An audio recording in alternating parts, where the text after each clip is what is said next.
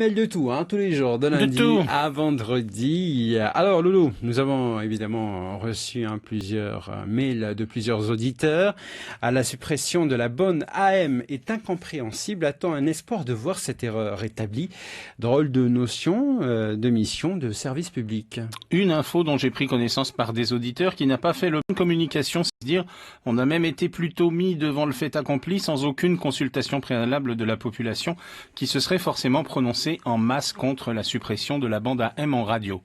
La bande AM qui permettait, il faut donc en parler au passé à tous nos auditeurs, d'écouter nos programmes, nos infos, nos musiques, nos chroniques avec un simple poste à pile, qu'ils soient copraculteurs au secteur dans un atoll, pêcheurs, artisans, entrepreneurs, retraités, femmes au foyer, perliculteurs, n'importe où dans tous les archipels.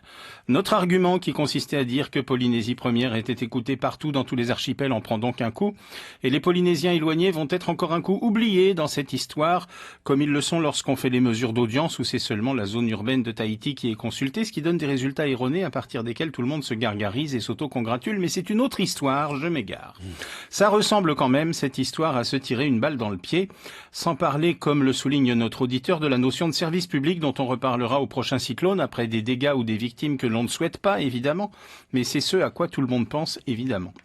Dans les îles où l'on ne peut compter ni sur l'AFM ni sur Internet, la bande AM était évidemment l'unique lien avec l'extérieur et le monde, un lien désormais coupé, des îles réduites au silence. Les responsables du Fénois sont bien conscients du problème.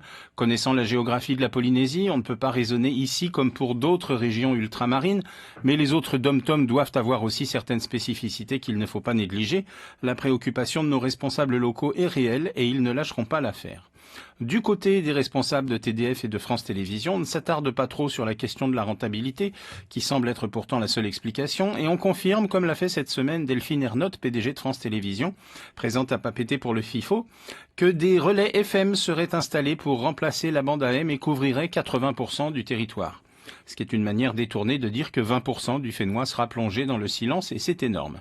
Sachant qu'un auditeur fidèle de Montréal qui nous suivait sur les ondes moyennes ne reçoit pas la FM dans sa vallée, on a compris qu'il n'y a pas besoin de s'éloigner beaucoup de Papété pour trouver des contre-exemples. C'est une décision de bureaucrate qui démontre une totale méconnaissance de la population des îles, pour ne pas dire du mépris.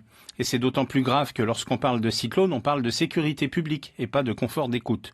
Le plus hallucinant pour conclure, c'est que l'on n'est pas attendu de faire des tests en FM pour voir ce que ça donne et pour décider ensuite. Non, on a coupé d'abord et on réfléchit après. Rien que pour ça, devant tant d'absurdités bureaucratiques, j'ai envie de présenter des excuses à nos auditeurs des îles.